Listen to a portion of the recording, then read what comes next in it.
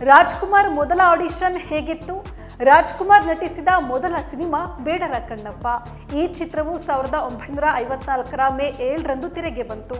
ಅಂದ್ರೆ ಈ cinema release ಆಗಿ 70 ವರ್ಷಗಳು ಕಳೆದು ಹೋಗಿವೆ. ಈ ಸಿನಿಮಾದಲ್ಲಿ ನಟಿಸುವ ಮೊದಲು ರಾಜ್ಕುಮಾರ್ ಅವರು ಗುಬ್ಬಿ ವೀರಣ್ಣ ನಾಟಕ ಕಂಪನಿಯಲ್ಲಿ ಬಣ್ಣ ಹಚ್ತಾ ಇದ್ರು. ರಾಜ್ಕುಮಾರ್ ಅವರು ಕಪ್ಪಣ್ಣನಾಗಿ ನಟಿಸಿದ್ರು. ಈ ಸಿನಿಮಾದ ಶೂಟ್ಗೂ ಮೊದಲು ರಾಜ್ಕುಮಾರ್ಗೆ ಆಡಿಷನ್ ಮಾಡಲಾಯಿತು. ಅವರು ನಟಿಸಿ ತೋರಿಸಿದ್ರು. ನಾಟಕದಲ್ಲಿ ಪಳಗಿದ್ರಿಂದ ರಾಜ್ಕುಮಾರ್ಗೆ ಇದು ಕಷ್ಟ ಅನಿಸ್ಲೇ ಇಲ್ಲ. ಆದ್ರೆ ನಾಟಕದಲ್ಲಿ ಕೈಗಳನ್ನ ಬೀಳಿಸಿಕೊಂಡು ಅವರು ನಟಿಸ್ತಾ ಇದ್ರು. ಆದ್ರೆ ಇಲ್ಲಿ ಆ ರೀತಿ ಆಗೋದಿಲ್ಲ ಎಂಬುದು ರಾಜ್ಕುಮಾರ್ ಅವರ ಅಭಿಪ್ರಾಯ ಆಗಿತ್ತು. ಆಡಿಷನ್ ಕೊಟ್ಟು ಹಲವು ದಿನ ಕಳೆದ್ರೂ ಅವರಿಗೆ ಯಾವುದೇ ಪ್ರತಿಕ್ರಿಯೆ ಸಿಗಲಿಲ್ಲ.